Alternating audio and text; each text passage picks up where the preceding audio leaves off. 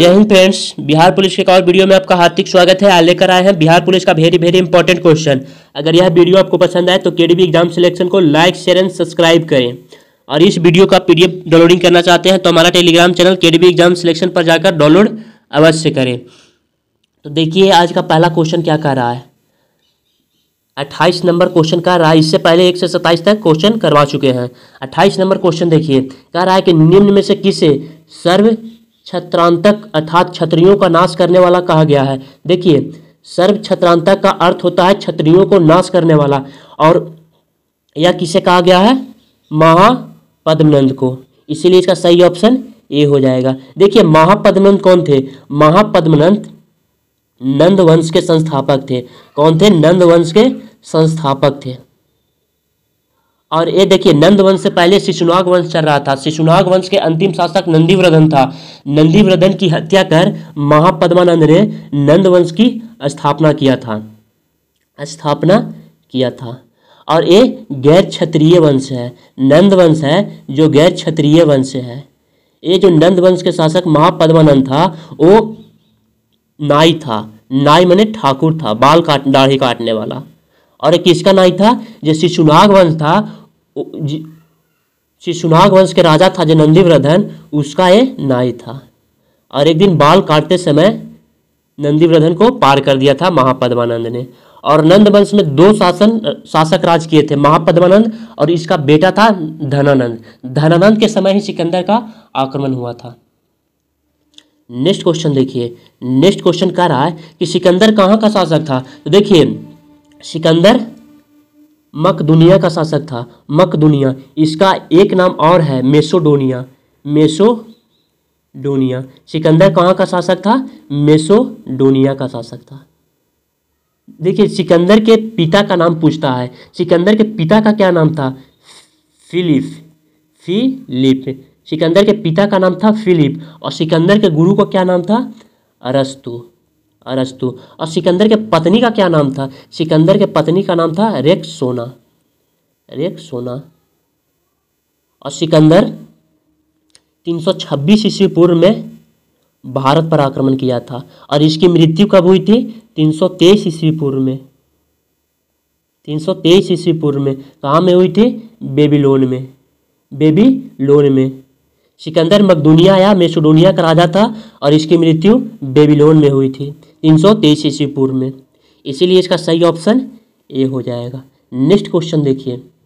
Next question कह रहा है 30 नंबर कि सिकंदर एवं पोरस के बीच प्रसिद्ध वितस्ता या झेलम नदी का युद्ध कब हुआ था। तो देखिए झेलम नदी का ऋग्वैदिक नाम क्या था? वितस्ता नदी। इसीलिए वितस्ता यहाँ पर दिया हुआ है। देखिए सिकंदर एवं पोरस के बीच 326 ईस्वी पूर्व में युद्ध हुआ था। इसीलिए इसका सही ऑप्शन सी हो जाएगा। और इस युद्ध का नाम क्या था? हाइडे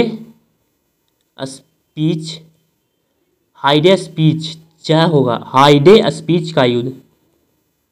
आपसे पूछा जाएगा कि हाइडे स्पीच का युद्ध इनके बीच हुआ था, तो सिकंदर एवं पोरस के बीच। इसीलिए इसका सही ऑप्शन सी हो जाएगा। नेक्स्ट क्वेश्चन देखिए। नेक्स्ट क्वेश्चन 31 नंबर कह रहा है कि जैन धर्म के 24वें तीर्थंकर थे। तो देखिए जैन धर्म में कुल 24 तीर्थंकर हुए और सबसे अंतिम तीर्थंकर कौन थे? महावीर स्वामी। कौन थे? महावीर स्वामी। ये जैन धर्म के वास्तविक संस्थापक थे। तो देखिए ये जब 24वें तीर्थंकर हो गए तो पहले तीर्थंकर कौन थे? तो पहले तीर्थंकर थे ऋषभदेव। और ये जैन धर्म के संस्थापक थे और ये वास्तविक संस्थापक थे। और ये जो पाश्चरनाथ है वो 23वें तीर्थंकर है। और सिद्धार्थ जो थे वो महावीर के पिता थे और भद्रबाहु जैन मुनि थे। इसीलिए इसका सही ऑप्शन बी हो जाएगा। नेक्स्ट क्वेश्चन देखिए। नेक्स्ट क्वेश्चन और इम्पोर्टेंट क्वेश्चन है। नेक्स्ट क्वेश्चन 5 नंबर का रहा है कि महावीर ने जैन धर्म में पूर्व से प्रतिपादित 4 महाव्रतों में कौन सा 5वां व्रत जोड़ा। देखिए जैन धर्म में 5 महाव्रत है और 5 महाव्रत में 4 महाव्रत थे जो पार्श्वनाथ दिए थे। जो 30वां तीर्थंकर थे पार्श्वनाथ वो 4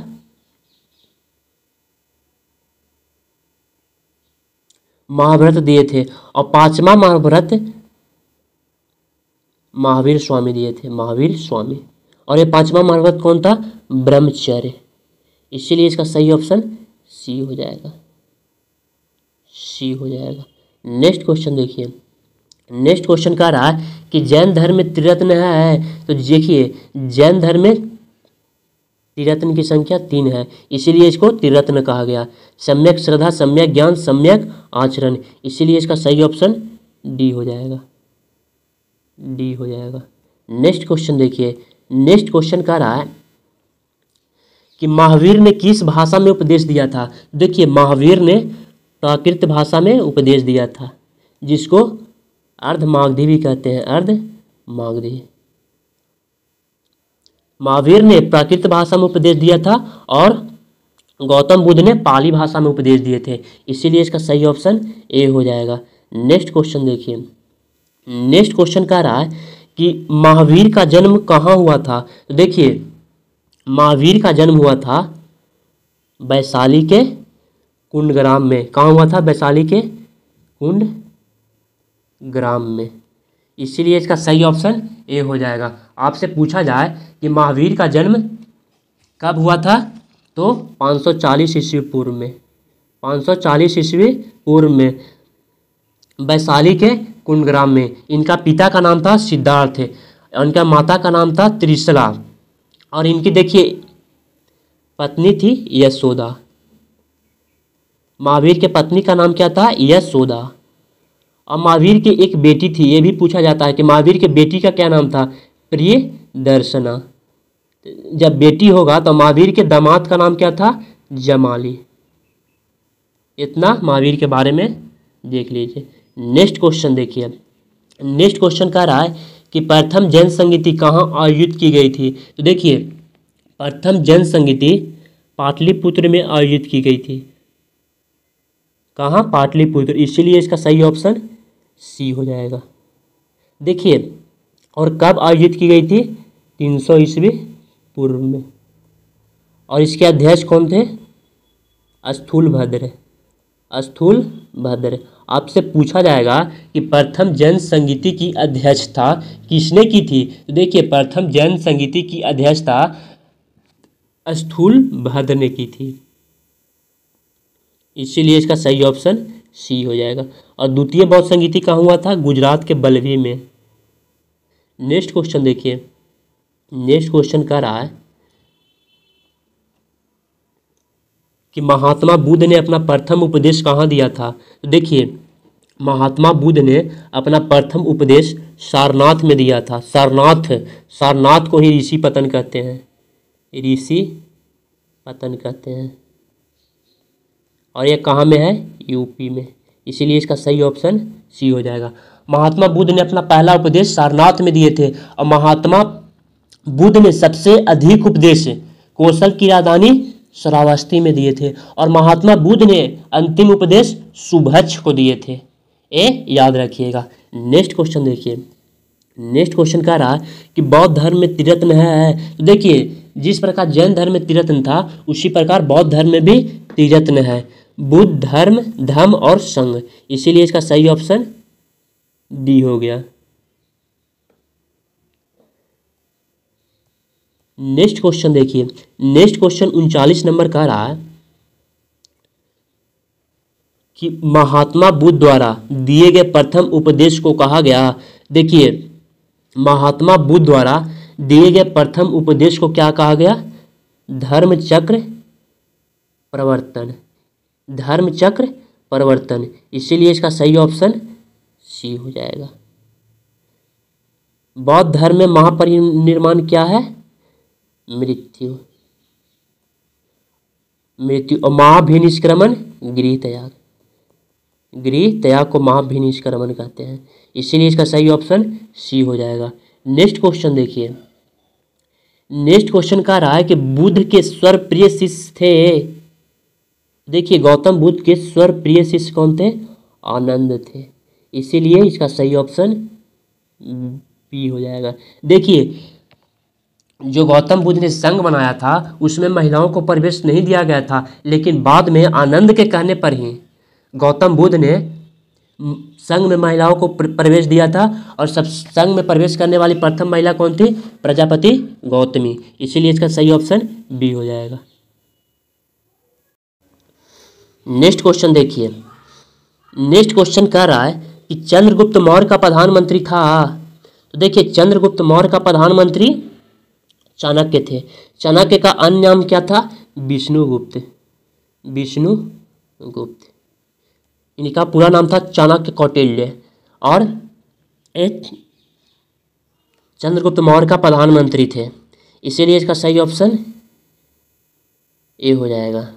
नेक्स्ट क्वेश्चन देखिए। नेक्स्ट क्वेश्चन 42 नंबर का रहा है कि चंद्रगुप्त मौर्य ने अपना अंतिम समय कहाँ बिताया था। देखिए, चंद्रगुप्त मौर्य ने अपना अंतिम समय श्रवणबेलागोला में बिताया था। ये श्रवणबेलागोला कहाँ है? कर्नाटक में। कर्नाटक में। और ये अंतिम समय अन्न पानी छोड़कर संलेखन विधि से इनका मृत्यु हुआ था 305 ईस्वी पूर्व में। 305 ईस्वी पूर्व में। नेक्स्ट क्वेश्चन देखिए। नेक्स्ट क्वेश्चन का रहा है कि मेगास्थनीज किसका राजदूत था। तो देखिए, मेगास्थनीज तो था वो सेल्यूकस निकेटर का राजदूत था। किसका राजदूत था? सेल्यूकस निकेटर का राजदूत था। इसीलिए इसका सही ऑप्शन सी हो जाएगा। नेक्स्ट क्वेश्चन देखिए। नेक्स्ट क्वेश्चन 44 नंबर का रहा है कि चंद्रगुप्त मौर्य अपने अंतिम दिनों में किस धर्म का अनुयायी बन गया था। देखिए, चंद्रगुप्त मौर्य अंतिम दिनों में जैन धर्म का अनुयायी बन गए थे, इसीलिए इसका सही ऑप्शन डी हो जाएगा। क्या हो जाएगा? डी हो जाएगा। नेक्स्ट क्वेश्चन 45 नंबर देखिए।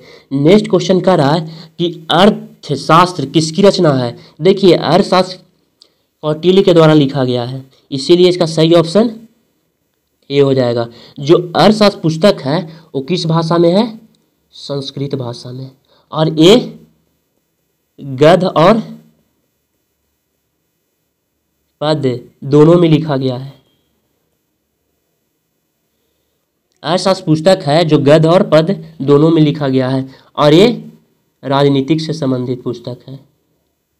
राजनीतिक से, ये बहुत इंपॉर्टेंट है कि अर्थशास्त्र किस से संबंधित है, तो राजनीतिक से संबंधित है, न कि इकोनॉमिक्स से संबंधित है। इसीलिए इसका सही ऑप्शन ए हो जाएगा।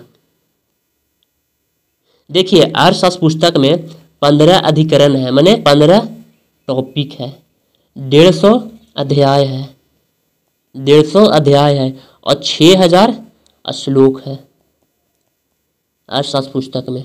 नेक्स्ट क्वेश्चन देखिए। नेक्स्ट क्वेश्चन कह रहा है कि अशोक ने कलिंग पर आक्रमण कब किया था। तो देखिए, अशोक ने कलिंग पर आक्रमण 261 ईस्वी पूर्व किया था, इसीलिए इसका सही ऑप्शन बी हो जाएगा। इसका एक स्तंभ लेख है, बृहद स्तंभ लेख है। इसमें कहा गया है कि अशोक ने शासन के 8वें वर्ष कलिंग पर आक्रमण किया था। और शासन के 8वें वर्ष माने 269 ईस्वी पूर्व में शासक बना था। ये अशोक 269 ईस्वी पूर्व में शासक बना था, इसीलिए इसका सही ऑप्शन बी हो जाएगा। नेक्स्ट क्वेश्चन देखिए। नेक्स्ट क्वेश्चन कह रहा है कि इंडिका किसकी रचना है। इंडिका किसकी रचना है। तो देखिए, इंडिका मेगास्थनीज की रचना है, इसीलिए इसका सही ऑप्शन ए हो जाएगा। और ये यूनानी भाषा में लिखा गया है, यूनानी भाषा में। नेक्स्ट क्वेश्चन देखिए। नेक्स्ट क्वेश्चन कह रहा है कि बौद्ध धर्म के प्रचार के लिए अशोक ने किसे श्रीलंका भेजा था। देखिए, बौद्ध धर्म के प्रचार के लिए अशोक ने महेंद्र और संघमित्रा, ये उसका बेटा और बेटी था, उसी को श्रीलंका भेजा था, इसीलिए इसका सही ऑप्शन ए और बी दोनों हो जाएगा, इसीलिए इसका सही ऑप्शन डी हो जाएगा। नेक्स्ट क्वेश्चन देखिए। नेक्स्ट क्वेश्चन कह रहा है कि अशोक के शिलालेख को सर्वप्रथम किसने पढ़ा था। देखिए, अशोक के जो शिलालेख था वो था खरोष्ठी भाषा, प्राकृत भाषा और ब्राह्मणी लिपि में। तो देखिए, ब्राह्मणी लिपि का खोज 1750 ईस्वी में किया गया था, किसके द्वारा? टिफेलेंथर के द्वारा। ब्राह्मणी लिपि का खोज 1750 में किया गया था टिफेलेंथर के द्वारा, लेकिन ब्राह्मणी लिपि को टिफेलेंथर ने पढ़ा नहीं था। ब्राह्मणी लिपि को किसने पढ़ा था? जेम्स प्रिंसेप ने। कब पढ़ा था? 1837 में। इसीलिए यहाँ पूछा जा रहा है कि अशोक के शिलालेख को सर्वप्रथम किसने पढ़ा था? तो जेम्स प्रिंसेप ने। इसीलिए इसका सही ऑप्शन ए हो जाएगा, ए हो जाएगा। नेक्स्ट क्वेश्चन देखिए, सांची के स्तूप का निर्माण किसने करवाया था? तो देखिए, सांची के स्तूप का निर्माण पुष्यमित्र शुंग ने करवाया था। जब मौर्य वंश का पतन हुआ था उसके बाद शुंग वंश की स्थापना हुआ था। देखिए, मौर्य वंश का अंतिम शासक था बृहद्रथ। बृहद्रथ की हत्या पुष्यमित्र शुंग ने किया था। इसीलिए इसका सही ऑप्शन डी हो जाएगा। सांची के स्तूप और भरहुत के स्तूप को किसने बनवाया था? पुष्यमित्र शुंग ने। और ये बौद्ध धर्म के स्तूप दोनों हैं। इसीलिए इसका सही ऑप्शन डी हो जाएगा। एक पुस्तक है दिव्यावदान। दिव्यावदान में पुष्यमित्र शुंग को बौद्ध धर्म का हत्यारा कहा गया है, ये भी ध्यान रखिएगा। नेक्स्ट क्वेश्चन 51 नंबर देखिए। 51 नंबर कह रहा है कि चंद्रगुप्त मौर्य की सेंड्रोकोटस के रूप में पहचान की। देखिए, चंद्रगुप्त मौर्य को यूनानी ग्रंथों में नाम मिलता है सेंड्रोकोटस और पोलीब्रोथस। क्या नाम मिलता है? सेंड्रोकोटस और पोलीब्रोथस। इसको पहचान किए थे विलियम जोन्स ने। किसने? विलियम जोन्स ने। इसीलिए इसका सही ऑप्शन बी हो जाएगा। नेक्स्ट क्वेश्चन देखिए। नेक्स्ट क्वेश्चन 52 नंबर कह रहा है कि अशोक के किस शिलालेख में उसकी कलिंग विजय का उल्लेख किया गया है? तो देखिए, कलिंग विजय का उल्लेख किया गया है 13वें शिलालेख में। इसीलिए इसका सही ऑप्शन ए हो जाएगा। 13वें शिलालेख में अशोक कहता है कि शासन के 8 वर्ष बाद वो कलिंग पर विजय प्राप्त करता है। इसीलिए इसका सही ऑप्शन ए हो जाएगा। नेक्स्ट क्वेश्चन देखिए। नेक्स्ट क्वेश्चन का रहा 53 नंबर कि मौर्य काल में गुप्तचरों को क्या कहा जाता था? तो देखिए, मौर्य काल में गुप्तचरों को संस्था, गुण पुरुष और संचार, ये तीनों कहा जाता था। इसीलिए इसका सही ऑप्शन डी हो जाएगा। क्या हो जाएगा? डी हो जाएगा। नेक्स्ट क्वेश्चन 54 नंबर का रहा है कि मेगास्थनीज के अनुसार भारतीय समाज कितने भागों में विभाजित था? देखिए, मेगास्थनीज ने जाति के अनुसार भारतीय समाज को विभाजित किया था और 7 भागों में विभाजित किया था। भारतीय समाज को 7 भागों में विभाजित किया था। कौन कौन था? पहला, दार्शनिक, योद्धा, कारीगर, किसान, पशुपालक, निरीक्षक और सभासद जो परिषद में भाग लेते थे। 1 2 3 4 5 6 7, ये 7 को विभाजित किया चाहे जाति के अनुसार मेगास्थनीज ने। इसीलिए इसका सही ऑप्शन बी हो जाएगा। नेक्स्ट क्वेश्चन देखिए। नेक्स्ट क्वेश्चन 55 नंबर का रहा है कि चंद्रगुप्त मौर्य के महल के अवशेष कहाँ मिलते हैं? तो चंद्रगुप्त मौर्य के महल था पटना के कुम्हरार में और उसी के पास है अगम कुआं, जिसमें कुआं है। और अगम कुआं में ही कहा जाता है कि अशोक ने अपने 99 भाइयों को मारकर उसी कुआं में डलवा दिया था। इसीलिए इसका सही ऑप्शन ए हो जाएगा। नेक्स्ट क्वेश्चन देखिए। नेक्स्ट क्वेश्चन कह रहा है कि अशोक के धर्म की परिभाषा कहाँ से ली गई है? तो देखिए, अशोक के जो धर्म की परिभाषा है वो राहुलोवाद सूत्र से ली गई है। कहाँ से ली गई है? राहुलोवाद सूत्र से। और इसे ये विजय सूत्र भी कहते हैं। इसीलिए इसका सही ऑप्शन सी हो जाएगा। नेक्स्ट क्वेश्चन देखिए। नेक्स्ट क्वेश्चन कह रहा है कि मौर्य काल में प्रचलित विष्टि था। तो देखिए, मौर्य काल में प्रचलित विष्टि जो था वो निःशुल्क श्रम था। निःशुल्क श्रम जो करवाया जाता था मौर्य काल में उसे विष्टि कहते थे। इसीलिए इसका सही ऑप्शन डी हो जाएगा। नेक्स्ट क्वेश्चन देखिए। नेक्स्ट क्वेश्चन कह रहा है कि भारत में सर्वप्रथम सोने के सिक्के किसने चलाया था? देखिए, भारत में सर्वप्रथम सोने का सिक्का इंडो ग्रीक ने चलाया था, इंडो ग्रीक ने। इसे यूनानी वंश भी कहते हैं, यूनान के लोग थे ये। और इंडो ग्रीक में 2 शासन राज किए थे, एगो डेमेट्रियस हो गया, एगो यूक्रेटाइड। इन्होंने सबसे पहले सोने का सिक्का चलाया था। एक इसका नाम था अस्ट्रेटो प्रथम। और आपसे अगर पूछ दिया जाएगा कि सबसे शुद्ध सोने का सिक्का किसने चलाया था, तो देखिए सबसे शुद्ध सोने का सिक्का कुषाणों ने चलाया था। किसने चलाया था? कुषाणों ने। और सर्वप्रथम सोने का सिक्का किसने चलाया था? इंडो ग्रीक ने। इसीलिए इसका सही ऑप्शन बी हो जाएगा। नेक्स्ट क्वेश्चन देखिए। नेक्स्ट क्वेश्चन कह रहा कि शीशे के सिक्के किस वंश के शासकों ने चलाया था? तो देखिए शीशे के सिक्के सातवाहन वंश के शासकों ने चलाया था। और सातवाहन वंश के संस्थापक कौन थे? सिमुक। इसीलिए इसका सही ऑप्शन सी हो जाएगा। नेक्स्ट क्वेश्चन देखिए।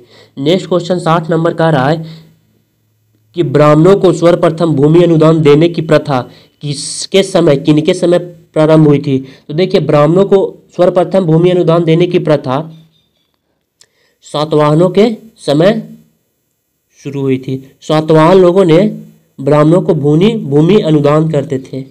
इसीलिए इसका सही ऑप्शन बी हो जाएगा। नेक्स्ट क्वेश्चन देखिए। नेक्स्ट क्वेश्चन कह रहा है कि कनिष्क का राजवैद्य कौन था? तो देखिए कनिष्क का राजवैद्य चरक था, चरक। और चरक एक पुस्तक की रचना किए थे जिसका नाम था चरक संहिता। और जब जीवक था वो बिंबिसार का राजवैद्य था, बिंबिसार का, जिसने अवंती के राजा चंद्रप्रद्योत का इलाज किया था। इसीलिए इसका सही ऑप्शन ए हो जाएगा। चरक और जीवक ये दोनों बहुत वेरी इंपॉर्टेंट है। नेक्स्ट क्वेश्चन देखिए। नेक्स्ट क्वेश्चन कह रहा है कि कनिष्क बौद्ध धर्म की किस शाखा का अनुयायी था? देखिए कनिष्क बौद्ध धर्म का महायान शाखा का अनुयायी था। देखिए कनिष्क के समय ही बौद्ध धर्म 2 भागों में विभाजित हुआ था। एक हीनयान में गौतम बुद्ध को गुरु माना और महायान ने गौतम बुद्ध को भगवान माना। और ये चौथी बौद्ध संगीति में बौद्ध धर्म 2 भागों में विभाजित हुआ था कनिष्क के समय। और इसकी अध्यक्षता किए थे वसुमित्र। चौथी बौद्ध संगीति की अध्यक्षता किसने किए थे? वसुमित्र। नेक्स्ट क्वेश्चन देखिए। नेक्स्ट क्वेश्चन कह रहा है कि कनिष्क की राजधानी थी। देखिए अब राजधानी में परिवर्तन हो चुका था। अब पाटलिपुत्र राजधानी नहीं रहा। कनिष्क की राजधानी कहाँ थी? पाटलिपुत्र। और इसकी दूसरी राजधानी थी मथुरा। पहली राजधानी मेन राजधानी पुरुषपुर थी और दूसरी राजधानी मथुरा। नेक्स्ट क्वेश्चन देखिए। नेक्स्ट क्वेश्चन कह रहा है कि जूनागढ़ से प्राप्त संस्कृत का पहला अभिलेख किस शासक का है? तो जूनागढ़ से प्राप्त संस्कृत का अभिलेख रुद्रदामन का है। रुद्रदामन ये कौन था? शक शासक था। और सबसे बड़ा अभिलेख कौन है? जूनागढ़ अभिलेख, जो संस्कृत भाषा में लिखा गया है। इसीलिए इसका सही ऑप्शन सी हो जाएगा। अगर यह वीडियो आपको पसंद आए तो केडीबी एग्जाम सिलेक्शन को लाइक शेयर एंड सब्सक्राइब करें। जय हिंद।